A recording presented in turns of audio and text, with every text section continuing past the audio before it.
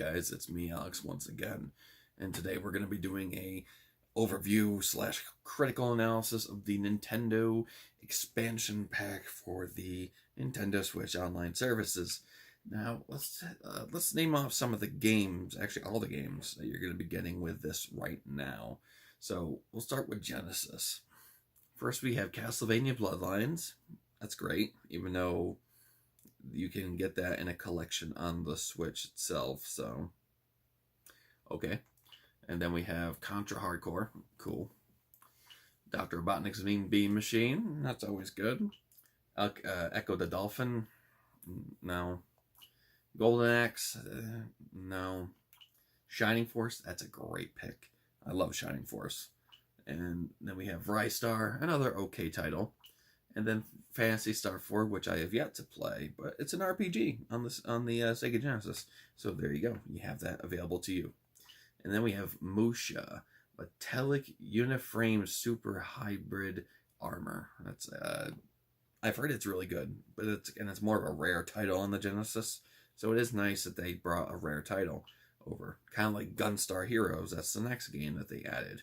And then we have Shinobi 3, Sonic 2, of course Sonic 2, Streets of Rage 2, which I don't know why they don't put Streets of Rage 3. That's just very strange to me. And then we have Strider. Okay, so those are all the games we have for Sega Genesis. Now, let's go to N64. Now, N64 has less titles, but it does have some more ones that I'd play. Not a lot, but some. Now let's go take a look here.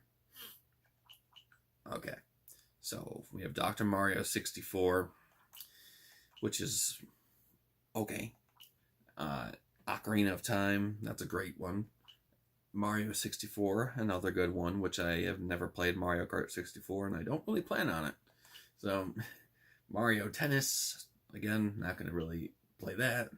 Win Back Over Operations, which was actually not that bad. Which surprised me. And then Mario 64, of course. Then Star Fox 64, of course. And we have the Sin and Punishment game and Yoshi's Story. So we only have 9 games at the launch. That's not a lot. There's more on the way, but let's talk about some of the emulation issues that I've been hearing about. And then we'll just kind of go over like what I think of this whole thing. Is it worth it? Is it not? So with the N64 emulation, I've been hearing there's fog emulation issues and just some other graphical problems. I haven't run into them yet. Eventually I will, but as of right now, no, I have not. The games look crisp, very crisp. I like that. And there's no input lag for me. I have not noticed any input lag, and especially in this new thing. I don't know if I mentioned it, but we're going to mention it again because I've taken multiple takes of this video and I've just stumbled on my words. But a feature they added to this is the ability to not only just play with your friends, because we could play with our friends on NES and SNES already. We already knew that was going to be a thing with N64. But not only do we get to play up with 4 people, we get to also just watch our friends play. We could Frankie, for example, him and I, he was playing Ocarina of Time in an online room. He invited me to that. I joined it, and it was very simple, as it should be, not with the phone, app. So he invited me to that. I went in there, and I'm just watching him play with 0 lag whatsoever. And whenever he wants to be done playing for a little bit, he could swap it over to me, and I can play it from his system. Even though it's not really from his system, it's more so from the peer-to-peer connection. But it's still pretty cool that we can work, we could work on one save file together. That's how we plan on going through Majora's Mask to see if we can actually like the game or not. So that's going to be fun. So that's a cool feature that they added. I do like that a lot. But is it worth the massive upgrade from $20 a year for a very subpar online service, which is NES and SNES games, and a paywall to get over to Splatoon 2 and Smash Bros. And all those other multiplayer games? Yeah, the original $20 wasn't worth it in my opinion, because you didn't even get the basic necessities of online services like voice chat, parties on the system, not on the phone, that we have to use. I don't like that. And you can't use the phone app like separately, like not separately, like in the background, like Discord. You have to make sure you're opening that constantly. It's stupid. And I also forgot that you can use a little cursor in the when you're watching your friends play. You can point to where there's things and you can clap. I don't know. It's a little neat, stupid thing, but I like it. Where was I going with this? The emulation, great, but the online services being complete garbage. So voice chat being completely locked behind, for the most part with Nintendo games, behind the voice chat thing on their phone or on your phone, and just party invites are through there, and only the only way to do friends only in Splatoon 2 is to use the phone app. After playing a certain amount of time, you can't just do it from the get-go. That doesn't make any sense to me. It's pretty damn stupid.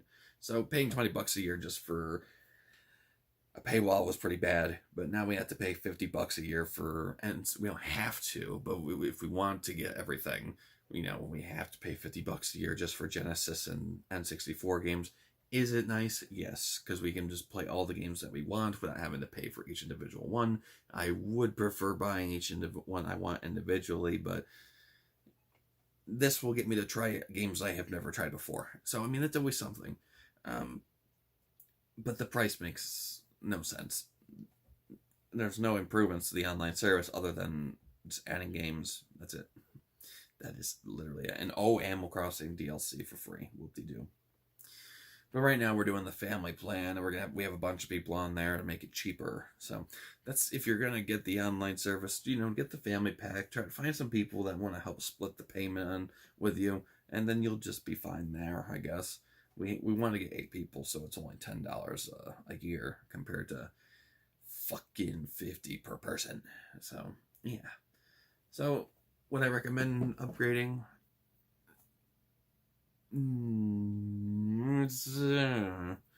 Maybe.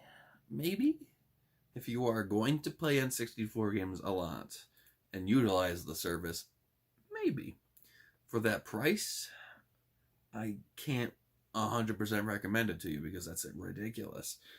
When you can go on a computer and emulate, and nowadays computers can emulate N64 games on Project 64 relatively easily, if not better than what the Switch can do, which is really sad.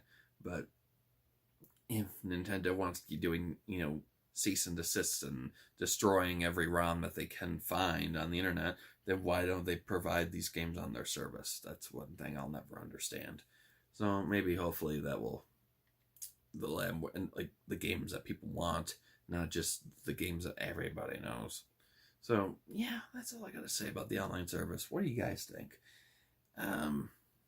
Just let me know in the comments.